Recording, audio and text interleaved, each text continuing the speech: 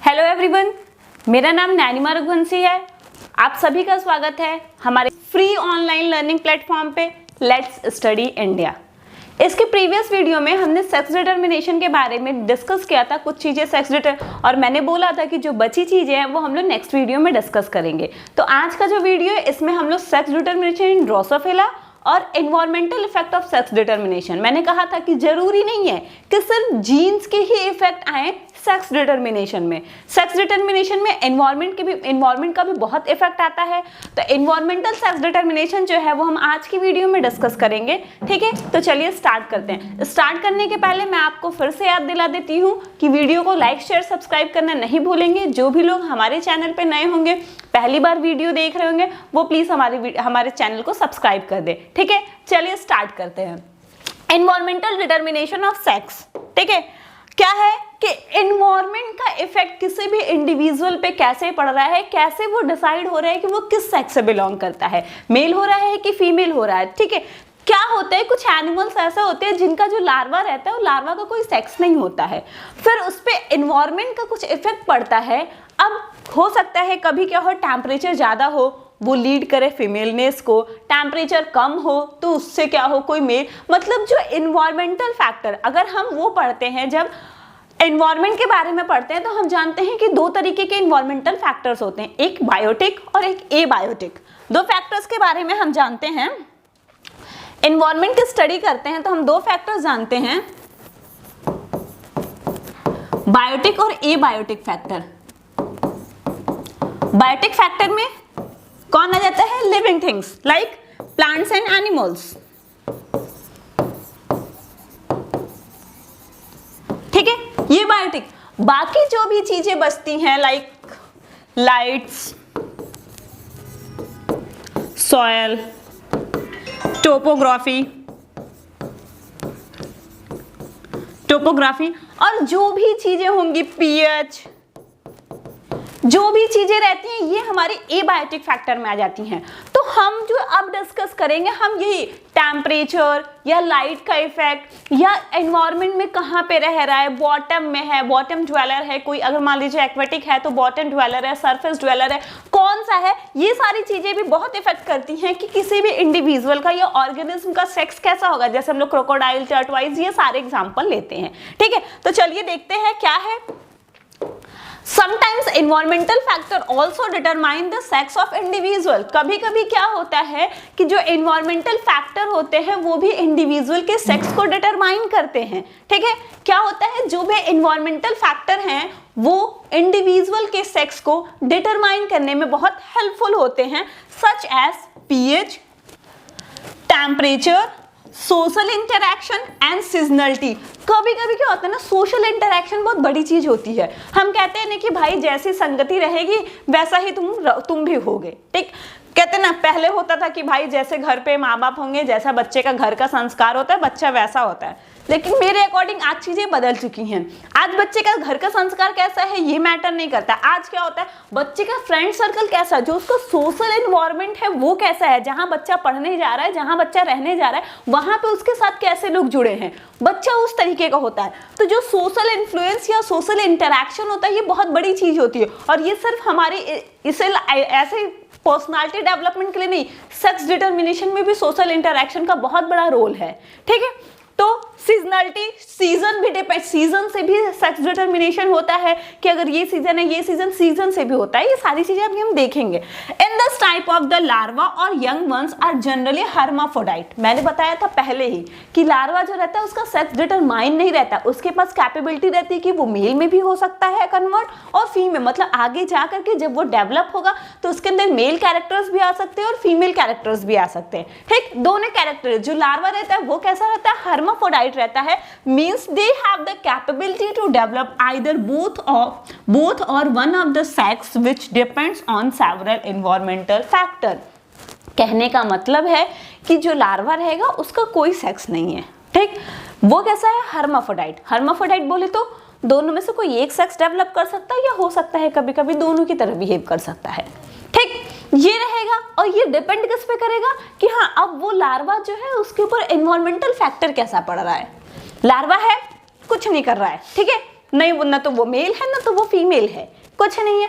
अब वो कैसे इन्वायरमेंट में है, कहाँ रह रहा है, कौन सा इन्वायरमेंटल फैक्टर उसको इन्फ्लुएंस कर रहा है, उसके बेसिस पे डिसाइड होगा कि वो मेल होगा या फीमेल होगी। ठीक, तो कहने का मतलब क्या है, कभी कभी इन्वायरमेंटल फैक्टर जो होता है वो भी सेक्स को डिटरमाइन करता है। जो लार्वा होता है उसका सेक्स डिटरमाइन नहीं रहता है, वो हर्माफ्रोडाइट नेचर का होता है। हर्माफ्रोडाइट बोले तो क्या होता है कि वो कैपेबिलिटी होती है उसके पास दोनों सेक्स डेवलप करने की, या दोनों में से कोई एक। और वो कैपेबिलिटी किसकी वजह से, एनवायरनमेंट की वजह से, कैसा एनवायरनमेंट में वो रह रहा है और कैसा एनवायरमेंटल इफेक्ट है। ठीक है, तो hermaphrodite देखिए, hermaphrodite is an organism that has both kinds of reproductive organ and can produce both gamete associated with male and female sexes। यही होता है hermaphrodite कि hermaphrodite वो organism को कहते हैं जिसके पास दोनों तरीके के both kind of reproductive organs। जब दोनों तरीके के reproductive organs होंगे, दोनों तरीके के कौन सा reproductive organ, दो तरीके के reproductive organ कौन कौन से होते हैं, कौन कौन से होते हैं दो तरीके के रिप्रोडक्टिव ऑर्गन, मेल का टेस्टिस और फीमेल में ओवरी।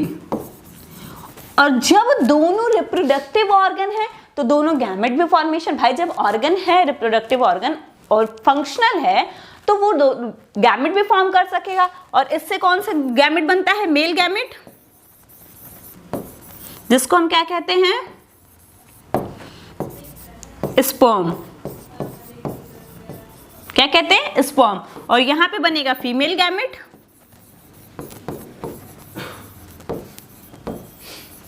जिसे हम क्या कहते हैं, ओवरी, ओवा या एग। ठीक है, ये तो यही कहने का मतलब है कि हर्माफ्रोडाइट ऐसे ऑर्गेनिज्म होते हैं जिनके पास दोनों काइंड के रिप्रोडक्टिव ऑर्गन्स होते हैं। और जब दोनों काइंड के रिप्रोडक्टिव ऑर्गन्स हैं तो वो कैपेबल है दोनों गैमेट्स बनाने के, दोनों तरह के गैमेट्स, मेल या फीमेल दोनों तरीके के गैमेट बनाने के लिए।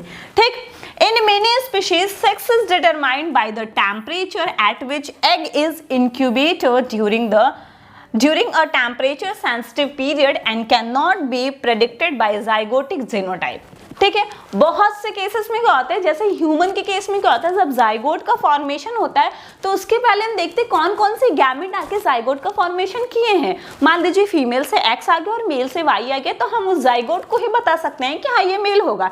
क्यों? क्योंकि उसमें एक एक्स क्रोमोसोम और एक वाई क्रोमोसोम है। लेकिन कुछ केसेस में क्या होता है, जाइगोटिक टाइम पे हम प्रिडिक्ट नहीं कर सकते हैं चीजों को। जाइगोट जब बनेगा तो उस टाइम में हम प्रिडिक्ट नहीं करते हैं चीजों को।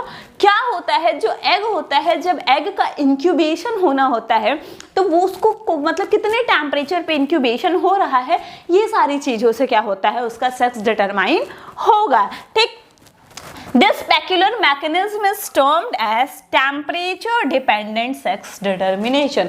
और ये जो मैकेनिज्म है कि एग का इंक्यूबेशन टेम्परेचर कितना है, कितने टेम्परेचर पे एग इंक्यूबेट हो रहा है तो वो मेल बनेगा कि फीमेल बनेगा, इस मैकेनिज्म को हम क्या कहते हैं, टेम्परेचर डिपेंडेंट सेक्स डिटर्मिनेशन। क्यों? क्योंकि जो सेक्स का डिटर्मिनेशन है वो किस पर डिपेंड कर रहा है, टेम्परेचर पे डिपेंड कर रहा है। जी, कितना टेम्परेचर होगा, टेम्परेचर फिक्स होगा। अभी आगे हम देखेंगे कितना टेम्परेचर है तो मेल बनेगा, भैया इससे ज्यादा टेम्परेचर है तो फीमेल बनेगी। तो जब सारी चीजें टेम्परेचर पे डिपेंडेंट है, और ये कौन सा प्रोसेस हम पढ़ रहे हैं, सेक्स डिटर्मिनेशन प्रोसेस। और यहाँ पे जो सेक्स डिटर्मिनेशन हो रहा है वो किस पे डिपेंड है, टेम्परेचर पर डिपेंड है। तो इस प्रोसेस को हम कह देते हैं टेम्परेचर डिपेंडेंट सेक्स डिटर्मिनेशन। क्या कहते हैं, टेम्परेचर डिपेंडेंट सेक्स डिटर्मिनेशन। ठीक, देखिए,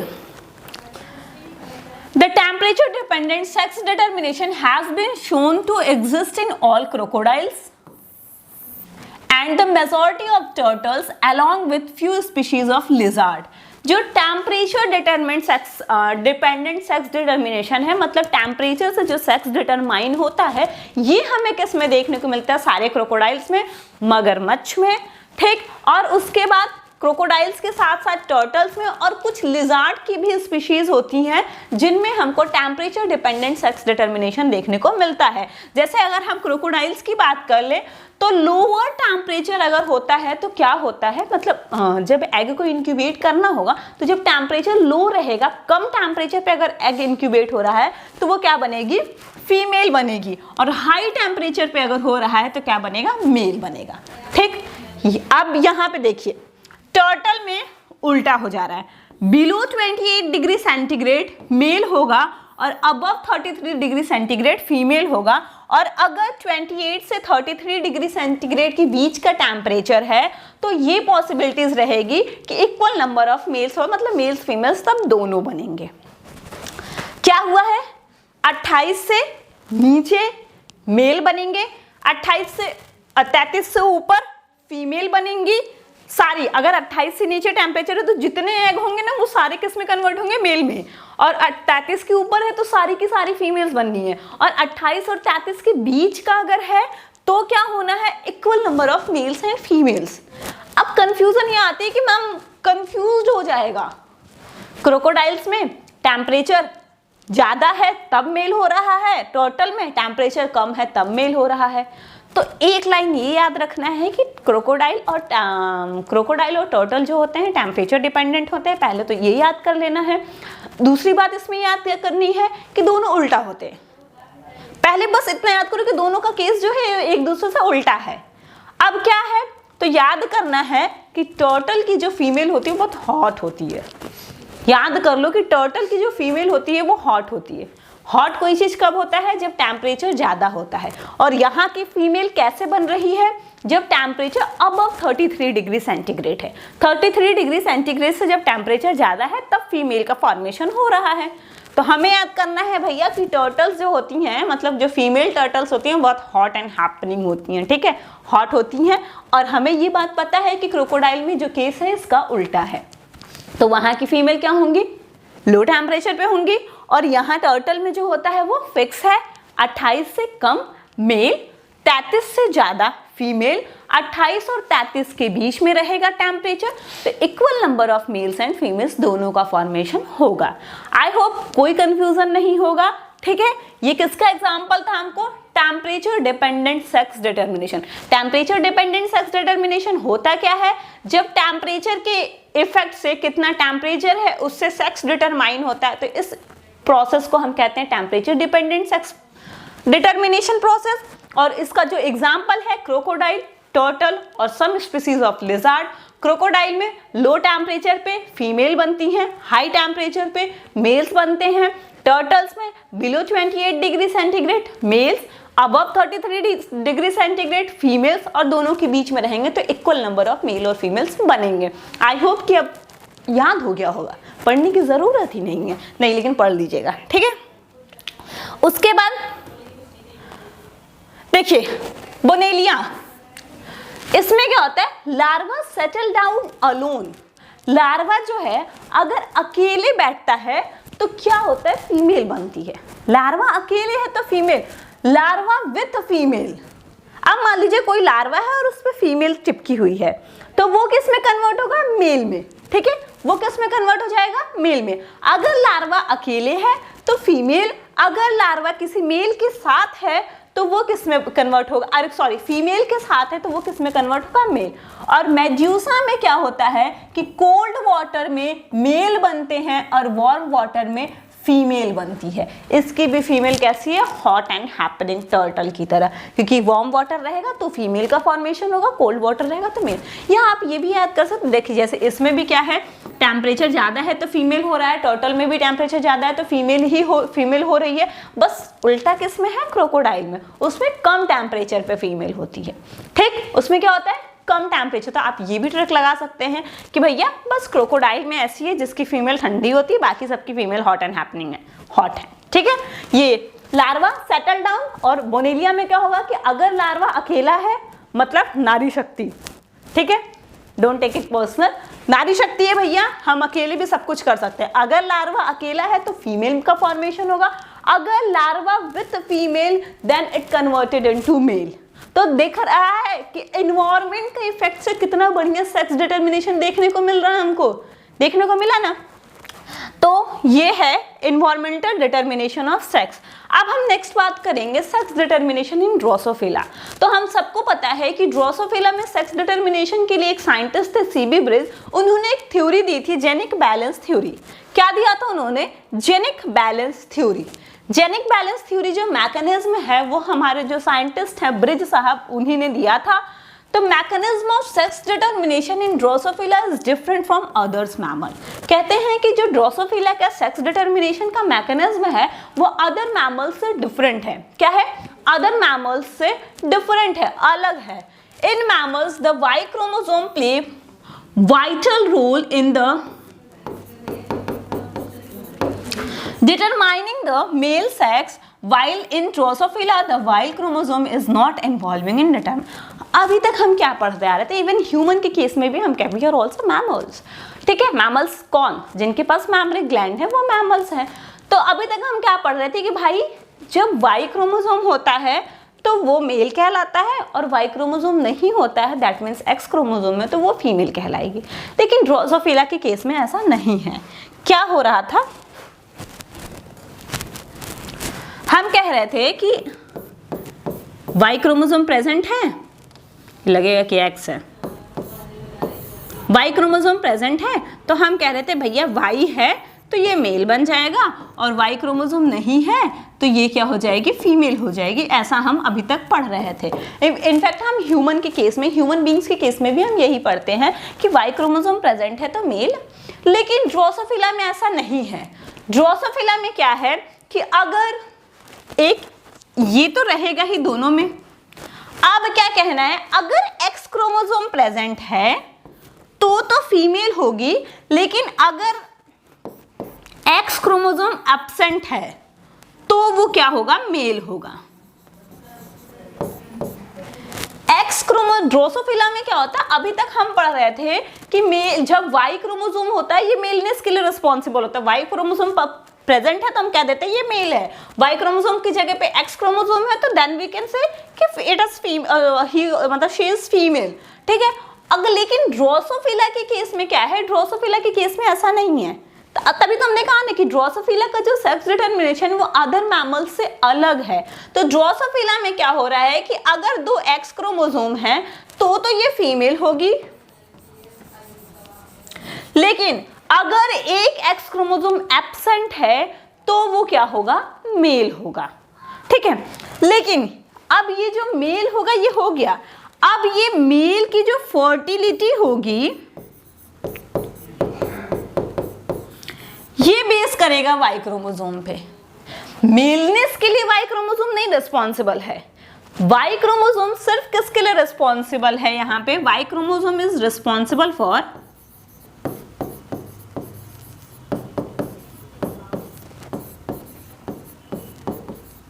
फर्टिलिटी।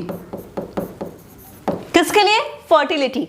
अगर वाई जीन इस पे प्रेजेंट होगा तो ये मेल फर्टाइल होगा। अगर वाई जीन प्रेजेंट नहीं होगा तो ये मेल तो होगा, बट कैसा मेल होगा, स्टेराइल मेल होगा। स्टेराइल मेल बोले तो रिप्रोडक्टिवली एबल नहीं होगा। कैसा होगा, स्टेराइल मेल होगा, रिप्रोडक्टिवली एबल नहीं होगा। तो इसीलिए कहा जाता है कि जो ड्रोसोफिला का सेक्स डिटर्मिनेशन है वो अदर मैमल से अलग है। क्यों अलग है, क्योंकि अदर मैमल्स में हम क्या कहते हैं, एक्स के साथ वाई क्रोमोसोम का प्रेजेंट होना तो हम कहते हैं कि वो मेल होगा। लेकिन ड्रोसोफिला में कहते हैं कि जब एक एक्स क्रोमोसोम एब्सेंट होगा तो वो क्या कहलाता है, वो कहलाता है मेल का केस। और मेल फर्टाइल होगा कि स्टेराइल होगा, उसके लिए सिर्फ वाई रिस्पॉन्सिबल होता है। ठीक, in mammals the Y chromosome play vital role in determining the male sex, while in Drosophila Y chromosome is not involving in determining sex। Y chromosome जो है वो sex determination में उसका कोई रोल नहीं है। In Drosophila the gene present on the Y chromosome involve in the sperm formation in adults but not in sex determination। क्यों कोई रोल नहीं है सेक्स डिटर्मिनेशन में, क्योंकि वाई क्रोमोसोम पे जो जीन प्रेजेंट होता है वो स्पर्म फॉर्मेशन के लिए रिस्पॉन्सिबल है। ठीक है, वो सिर्फ क्या करेगा, स्पर्म का फॉर्मेशन करेगा, ना कि मेलनेस और फीमेलनेस। मेलनेस के लिए रिस्पॉन्सिबल नहीं है, वो सिर्फ स्पर्म की फॉर्मेशन के लिए रिस्पॉन्सिबल है। इसीलिए कहते हैं कि ड्रोसोफिला में जो वाई क्रोमोसोम है वो सेक्स डिटर्मिनेशन में उसका कोई रोल नहीं, उसका रोल सिर्फ है मेल की फर्टिलिटी में। ठीक है, In 1921, Calvin Bridge suggests that the sex in Drosophila is determined by the balance of autosomes alleles that favors maleness and alleles on the X chromosome that favors femaleness। ठीक है, that is sex index ratio।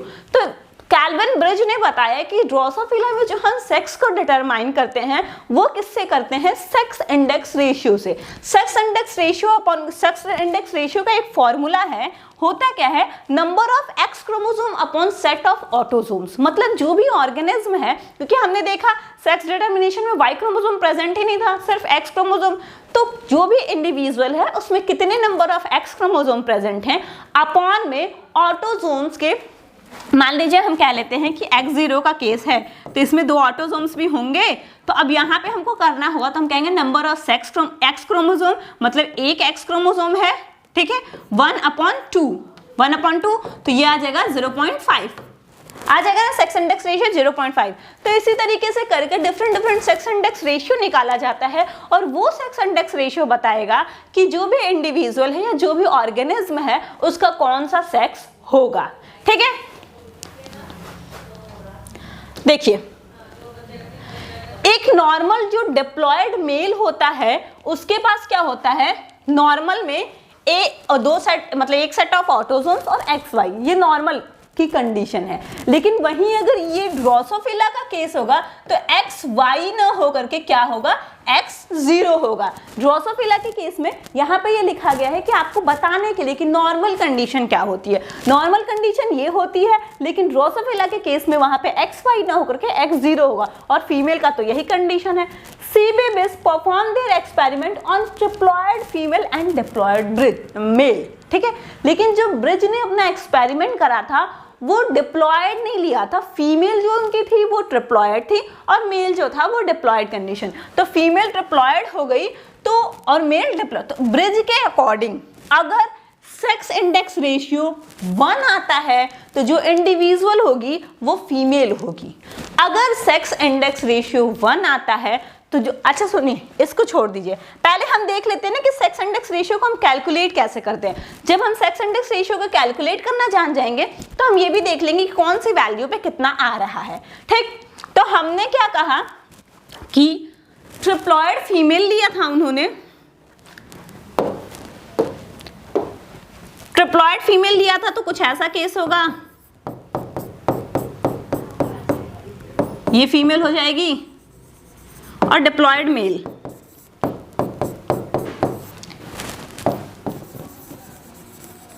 यही है। देखिए, triploid female और diploid male, ठीक।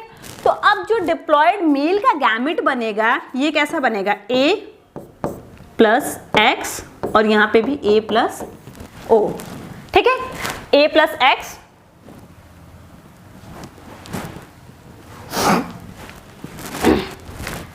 या चलिए Y वाला ही लेके करते हैं, नॉर्मल वाला लिया था इन्होंने, ठीक है, तो A प्लस वाई, और वही इसका बनाने अगर हम लगेंगे तो एक बनेगा 2A मतलब 2 ऑटोसोम प्लस XX और एक बनेगा A प्लस X, ठीक। तो देखिए यहाँ पे गैमेट्स बन गए, यहाँ पे क्या है A प्लस X और यहाँ पे क्या है A प्लस वाई, ये नॉर्मल की कंडीशन है। फिर यहाँ पे 2A प्लस XX, यहाँ पे A प्लस X और फिर यहाँ पे वही चीज़ 2A प्लस X और A प्लस X, ठीक। अब देखिए क्या हो रहा है, 4 तरीके की गैमेट्स बनी है ना। एक बार जब हम यहाँ पे ले लिए हैं तो एक बार अगर हम यहाँ पे 2A प्लस सिंगल X लेंगे तो अभी 2X बचा है तो वो A के साथ 2X जाएंगे। ये 4 तरीके के गैमेट फीमेल में से बन रहे हैं और 2 तरीके के मेल में से बन रहे हैं। तो जो 2 तरीके के मेल में से बन गए, 4 तरीके के फीमेल में से। अब वही पुनेट स्क्वायर वाला कॉन्सेप्ट लगाना है। क्या करना है, देखिए एक A इसका है, 2A इसका है, तो यहाँ पे 3A आ गया और 3XX आ जाएगा, तो 3X अपॉन 3A मतलब क्या हो जाएगा, हमने क्या कहा था, number of X chromosome upon set of autosomes, तो 3/3 इक्वल टू 1 आया, तो यहाँ पे 1 आ जाएगा। तो हमने कहा कि जब सेक्स इंडेक्स रेशियो 1 होता है तो वो किस में होती है, फीमेल में होती है। तो ये किस में कन्वर्ट हो जाएगी, ये फीमेल में कन्वर्ट हो जाएगी। किस में कन्वर्ट हो जाएगी, फीमेल में कन्वर्ट हो जाएगी। मतलब ये कैसी होगी, दैट मीन्स कि ये फीमेल होगी। अब यहाँ पे आते हैं, एक X मतलब एक A और ये, तो सेट ऑफ ऑटोसोम्स कितने हो गए, 3 हो गए। अब X क्रोमोसोम की बात कर ले तो 2X इसका और यहाँ पे X है नहीं, Y है, तो यहाँ पे खाली आ जाएगा 2। तो 2/3 आएगा। ये कैसी होगी? इंटरसेक्स होगी। इसको डिवाइड करके आप देख लेंगे, 3 2 पॉइंट लगा दीजिए, 0 लगा दीजिए, तो क्या आ जाएगा? यहाँ पे 0 आ जाएगा, तो 3 6 18, तो 0.6 कुछ आएगा। तो ये अभी हम आपको चार्ट बता ही देते हैं। देखिए 1 होगी तो फीमेल होगी, 1 से ऊपर होगी तो सुपर फीमेल होगी, 0.5 होगा तो मेल होगा, 0.5 से नीचे होगा तो सुपर मेल होगा। सुपर मेल कह लीजिए या स्टेराइल कह सकते हैं उसको। ये जो सुपर वर्ड है ना, ये स्टेराइल होते हैं, फर्टाइल नहीं होते हैं, ठीक है, चाहे मेल हो चाहे फीमेल हो। उसके बाद 0.5 से 1 के बीच में रहेगा तो क्या रहेगा? वो इंटरसेक्स। ठीक, तो यहाँ पे हम रेशियो कर रहे थे, इसका रेशियो आया था 0.6 आया, तो ये हुआ ना 0.5 से 1 के बीच में, तो ये कैसा आता है? इंटरसेक्स। क्या आएगा? इंटरसेक्स। कैसा आता है? इंटरसेक्स आता है। ठीक, उसी तरीके से अब देखिए यहाँ पे एक ए है, यहाँ पे एक ए है, तो क्या आ जाएगा?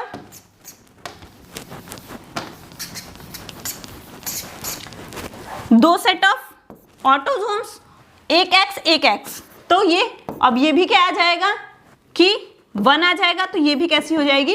फीमेल हो जाएगी। अब फिर वही बात हम कर ले यहाँ वाले पे, तो देखिए 2 एक ए, फिर 2 एक्स की बात करेंगे तो एक एक्स और एक वाई। ठीक है, तो ये क्या आ जाएगा? 1, तो ये आ जाएगा 1/2 का 0.5, तो ये कैसा आ जाएगा? मेल में। ठीक, तो इसी तरीके से हम फाइंड आउट करेंगे और हम क्या करेंगे? वैल्यूज को याद कर लेंगे कि 1 आता है तो फीमेल, 1 से ऊपर आती है तो सुपर फीमेल, और उसके बाद 0.5 आता है तो वो क्या कहलाएगा? मेल। 0.5 से नीचे की वैल्यू आती है तो वो सुपर मेल, और 0.5 से 1 के बीच की जो वैल्यू होती है वो इंटरसेक्स होता है। ठीक है, वो क्या होता है? इंटरसेक्स होता है। और एक बात याद रखना है, जो सुपर वाला केस है, चाहे वो मेल हो चाहे वो फीमेल हो, वो फर्टाइल नहीं होते हैं, वो क्या होते हैं? स्टेराइल होते हैं। क्योंकि हमको पता है भाई कि अगर एक भी क्रोमोसोम एक्स एक्स्ट्रा हो जाता है या कम हो जाता है तो उससे सिंड्रोम, 2 सिंड्रोम्स हमने पढ़ा होगा, क्लिनफेल्टर और टर्नर सिंड्रोम, तो ये दोनों इसी के एग्जाम्पल है ना। तो वो क्या होते हैं? रिप्रोडक्टिवली एबल नहीं होते हैं। तो ये है ड्रोसोफिला का सेक्स डिटर्मिनेशन, कि ड्रोसोफिला में कैसे सेक्स डिटर्मिनेशन करते हैं। देखिए number of x chromosome, number of sets of autosomes, ये रेशियो निकलता है। तो ये यहाँ पे ये सब चार्ट आप लोग, नहीं तो फिर हम आपको लिंक में ये प्रोवाइड करा देंगे PDF, आप उसमें से देख लीजिएगा। फिर आता है ड्रोसोफिला गाइनेंड्रोमॉर्फ, एक है ड्रोसोफिला गाइनेंड्रोमॉर्फ। ठीक है, तो जो गाइनेंड्रोमॉर्फ है ये 3 वर्ड से मिलके बना है। गाइन का फीमेल, एंड्रो मेल, मॉर्फ मतलब फॉर्म। क्या है? गाइन मतलब क्या होती है? फीमेल। एंड्रो हम किसको कहते हैं?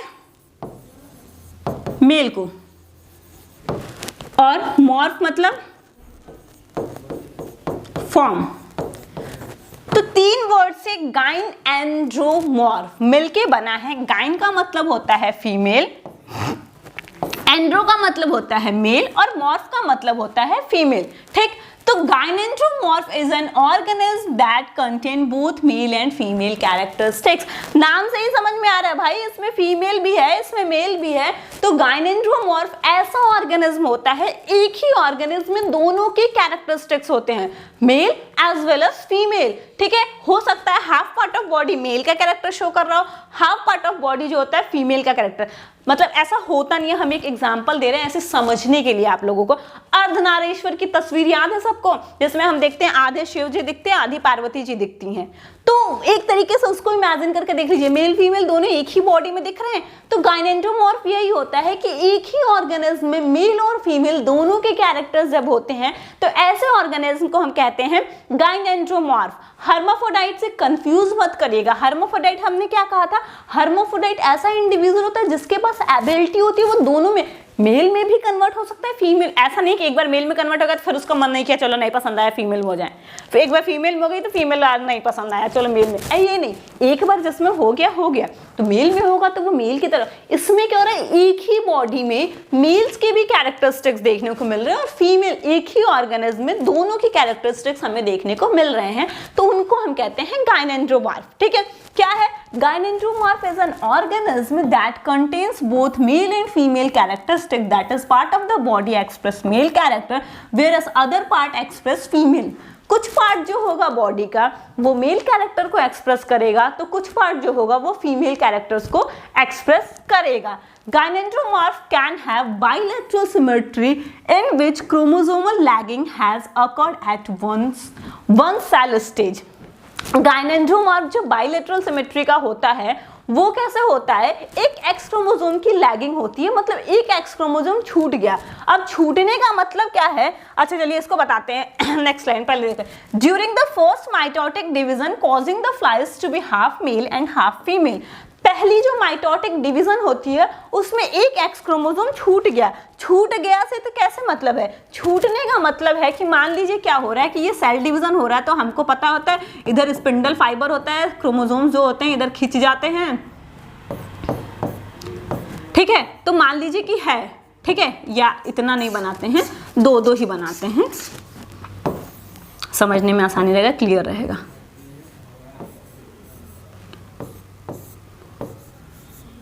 ये नॉर्मल केस हो गया, ठीक है। अब क्या हो जा रहा है, लैगिंग का मतलब क्या हो रहा है कि मान लीजिए क्या हो जा रहा है, 3 इधर आ गया, इधर एक ही जा पाया, तो एक तरफ तो लॉस्ट हो गया ना, एक एक्स क्रोमोसोम गया, नहीं हो पाया।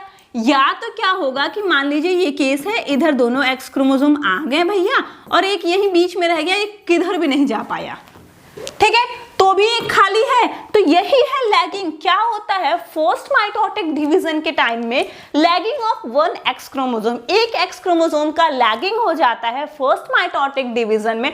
लैगिंग क्या होता है, देखा आप लोगों ने, एक एक्स क्रोमोसोम सिंपल लैंग्वेज के लिए तो छूट जाता है, ठीक है, और इसी की वजह से जो फ्लाइज होती है उनके अंदर गायनेंड्रोमॉर्फ की कंडीशन देखने को मिलती है। और गायनेंड्रोमॉर्फ की कंडीशन क्या होती है कि कोई ऐसा ऑर्गेनिज्म जिसके कुछ पार्ट बॉडी के मेल्स के कैरेक्टर शो करे और कुछ पार्ट्स में फीमेल के कैरेक्टरिस्टिक्स हों, इनको हम क्या कहते हैं, गायनेंड्रोमॉर्फ, ठीक है। गायनेंड्रोमॉर्फ वाज डिफर फ्रॉम इंटरसेक्स, ठीक है, इसको इंटरसेक्स से भी कंफ्यूज मत करिएगा। गायनेंड्रोमॉर्फ जो होते हैं वो इंटरसेक्स से डिफरेंट होते हैं, ठीक है, वो इंटरसेक्स नहीं होते हैं। That is intersex are genetically similar throughout their bodies and usually sterile, but gynandromorph consist of 2 genetically different tissues.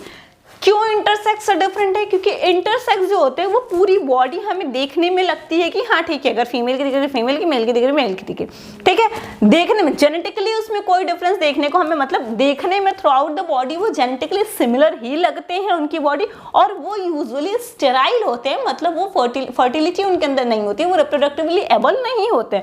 वहीं अगर हम गायनेंड्रोमॉर्फ की बात करें तो उनके पास 2 जेनेटिकली आइडेंटिकल टिश्यूज होते हैं, मेल और फीमेल दोनों के।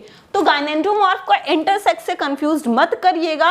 और मैंने क्या कहा, क्रोमोसोमल लैगिंग हो जाती है, तो देखिए क्रोमोसोमल लैगिंग, जैसे ये मान लीजिए जाइगोट का न्यूक्लियस है, ठीक है, XX है, XX है। अब क्या होता है, हमको पता है कि जब भी क्या होता है सेल डिवाइड हो रहा होता है तो उसका रेप्लिकेशन होता है। देखिए 2 इसके बन गए, 2 इसके बन गए, ठीक है। अब यहाँ पे क्या हो रहा है, जब जाना हो रहा है तो यहाँ पे एक ही आया और यहाँ पे 2 आ गए, एक का क्या हो गया, लैगिंग हो गया, एक वहीं कहीं छूट गया, कहीं रह गया, नहीं आ पाया इसमें। क्यों, इसके बाद क्या हुआ होगा, इसके बाद ये डिवीजन हुआ होगा, डिवीजन होकर ये दोनों अलग अलग हुए होंगे, उसी में कहीं ना कहीं ये छूट गया, ये नहीं आ पाया, और ये और क्या होता है, एक एक्स क्रोमोसोम एब्सेंट हो जाता है और वही क्या कहलाने लगता है कि मेल बन गया, ठीक है। ये है गायनेंड्रोमॉर्फ का डायग्राम जो हम कह रहे थे वो। अब देखिए क्या होता है, अब गायनेंड्रोमॉर्फ जो होता है वो भी डिफरेंट तरीके से देखने को मिलता है। एक होता है बाइलेटरल गायनेंड्रोमॉर्फ। बाइलेटरल गायनेंड्रोमॉर्फ का ये हम देख रहे हैं ड्रोसोफिला मेलानोगास्टर में देख रहे हैं। देखिए आधी आधी बॉडी अलग दिख रही है, ये देखिए व्हाइट, ये देखिए रेड, ये विंग्स देखिए, ये देखिए यहाँ से अलग, मतलब आधा अलग दिखेगा आपको, आधा अलग दिखेगा। Heterozygous for two loci is formed after one of its two chromosomes is lost in one of the two cells during the first mitotic division। पहला फर्स्ट माइटोटिक डिवीजन हो रहा था, इसमें क्या हो रहा था, दो में से कोई एक एक्स क्रोमोसोम का लॉस हो जाता है। The left side is composed of male cells containing a single X and express the mutant white eye miniature wings. ठीक है, जो लेफ्ट साइड है वही मेल को रिप्रेजेंट कर रहा है। क्यों? म्यूटेंट देखिए, यहाँ की विंग्स भी छोटी हैं, आईज भी वाइट है, ये म्यूटेंट दिख रहा है क्योंकि एक एक्स क्रोमोसोम इसमें प्रेजेंट नहीं है, इसमें भाई दोनों प्रेजेंट है, तो ये अपना भरपूर है, विंग्स भी बड़ी बड़ी हैं, रेड आईज भी हैं। ठीक है, तो यही क्या होता है मिनिएचर, मतलब पंख जो होगा वो भी उसका बहुत छोटा होता है। ऐसी एलील्स इसमें प्रेजेंट होती है। क्यों? क्योंकि एक एक्स क्रोमोसोम जो है वो छूट गया। The right side is composed of female cell. जो राइट साइड है वो किससे मिलके बना है? फीमेल सेल से मिलके बना है। यहाँ पे दोनों एक्स क्रोमोसोम प्रेजेंट होंगे कंटेनिंग 2 एक्स क्रोमोसोम।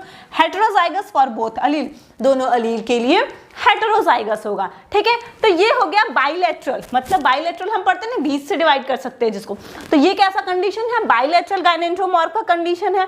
उसके बाद हम आते हैं एंटीरियर पोस्टीरियर गायनेंड्रोमॉर्फ। ठीक है, अभी क्या हो रहा था? बाइलेटरल, आधा आधा सीधे सीधे डिवाइड हो जा रहा था। अब क्या आ रहा है? Anterior posterior. In such type of gynandromorph, anterior portion of the body has characteristics of one sex। इसमें क्या होता है? दो पोर्शन होंगे, एंटीरियर और पोस्टीरियर। ठीक है, एंटीरियर देखिए अलग दिख रहा है, पोस्टीरियर देखिए अलग दिख रहा है। तो हो सकता है, अब ये फिक्स नहीं है कि हाँ एंटीरियर पे फीमेल का होगा, पोस्टीरियर पे मेल का होगा, नहीं। एंटीरियर पे कोई एक सेक्स का कैरेक्टरिस्टिक्स होगा और पोस्टीरियर पार्ट पे उसके दूसरे सेक्स का कैरेक्टरिस्टिक्स होगा। एक ही ऑर्गेनिज्म में दोनों सेक्स के कैरेक्टरिस्टिक्स होंगे, एंटीरियर पे कुछ और होगा और पोस्टीरियर पे कुछ और होगा। ठीक है, तो यही है in such type of gynandromorph anterior portion of the body has characteristics of one sex while the other half, मतलब जो पोस्टीरियर पार्ट बचा है, have the characteristics of another sex. ठीक है, एंटीरियर पोर्शन पे कोई और कैरेक्टरिस्टिक्स का, मतलब कोई और सेक्स का कैरेक्टरिस्टिक्स है, और उसी बॉडी में उसकी पोस्टीरियर साइड में, इसके पहले वाला बाइलेटरल था, मतलब 20 से एकदम सीधा सीधा डिवाइड हो रहा था, आधा मेल आधा फीमेल। ठीक है, और यहाँ पे क्या हो रहा है कि एंटीरियर पोस्टीरियर डिवीजन है, इसीलिए इस टाइप को हम कहते हैं एंटीरियर पोस्टीरियर गायनेंड्रोमॉर्फ। फिर आता है एक ठो सेक्स पाइडल्स, सेक्स पाइबाल्स। सेक्स पाइबाल्स में क्या होता है कि जैसे न तो बॉडी आधी आधी डिवाइड हो रही है ऐसे, न तो एंटीरियर पोस्टीरियर, इसमें होता है जगह जगह पे कहीं कहीं body. In this body consist female tissue having the male spots. ठीक है, फीमेल टिश्यू बॉडी में है, उस पर मेल स्पॉट्स बने रहते हैं। जैसे देखिए, ये देखिए है ना, फीमेल टिश्यू है,